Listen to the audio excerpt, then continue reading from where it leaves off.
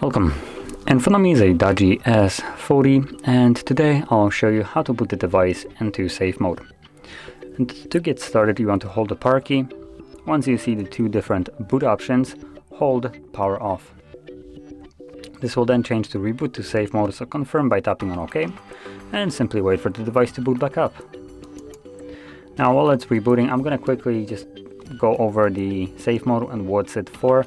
So this mode is strictly designed for troubleshooting your device, because basically all the apps in there, apps that you have installed yourself, will be disabled and will not be able to start by themselves as an auto start, or you won't also be able to start them as well. And only the applications that come pre-installed with the device will function normally. And that is just so you can troubleshoot your device. So if you had some kind of application that was causing you problems, draining your battery too quick, or just maybe doing something that it shouldn't, you can now boot it into safe mode. And as an example, if you couldn't get rid of that app, you can most certainly do it right now, because that app has no way of running and stopping you from doing anything right now. See if there's any kind of apps that I wouldn't be able to run, but it looks like everything here, is working just fine.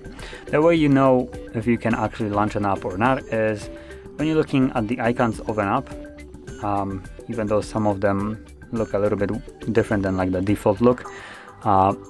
Any kind of app that is not able to run will be monochrome. So as an example, if we take in consideration as an example Chrome, if that application couldn't run, it would basically be black and white. So yeah, and when you try to launch it, it gives you a pop-up at the bottom saying that you can launch this app in safe mode. So anyway, once you're done with this mode, to leave it, all you need to do is hold the power key once again, and this time around select restart.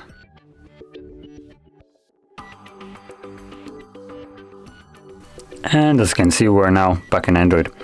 So if you found this very helpful, don't forget to hit like, subscribe, and thanks for watching.